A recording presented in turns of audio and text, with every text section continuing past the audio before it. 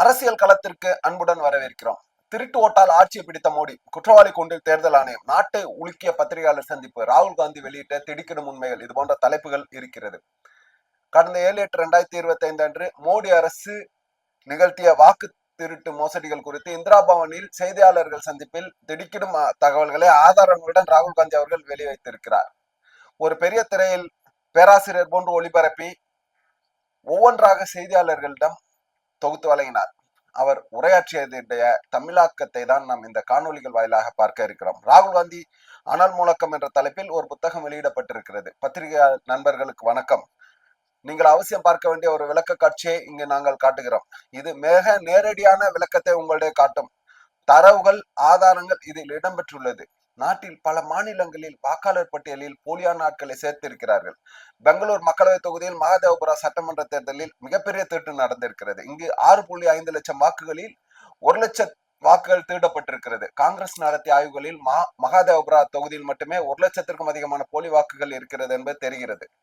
தேர்தல் ஆணையத்தை வாக்காளர் பட்டியலை கேட்டால் வழங்க மறுக்கிறது. அது 30 வினாடிகளில் அவர்கள் செய்து வைத்திருக்கக்கூடிய மோசடி அம்பலப்படுத்தக்கூடிய விஷயம். அரசியல் கட்சிகள் ஆராய்வதை தடுப்பதற்காக தேர்தல் ஆணையம் புதுவித யுக்தியை கடைபிடிக்கிறது. சிக்கலான ஆவணங்களை வழங்கி இருக்கிறார்கள். இது ராகுல் காந்தி அவர்கள் வைக்கக்கூடிய அந்த குற்றச்சாட்டு. தொடர்ந்து அவர் பல குற்றச்சாட்டுகளை வைத்துக் கொண்டிருக்கிறார். அதை நாம் மேலும் காணலாம்.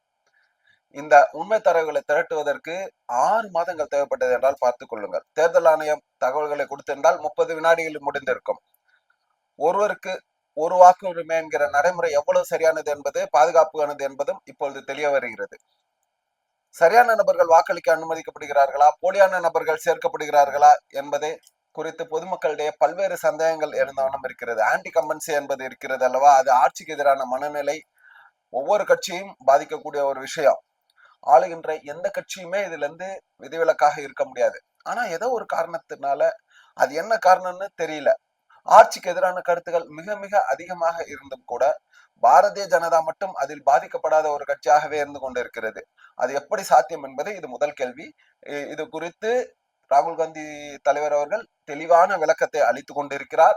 அதை நாம் ஒவ்வொரு பார்ட்டாக பார்க்கலாம். இது முதல் பார்ட் முடிந்து விட்டது. அந்த முதல் குற்றச்சாட்டை அடுத்த காணொலியில பார்க்கலாம். நன்றி, வணக்கம், ஜெய்ஹிந்த்.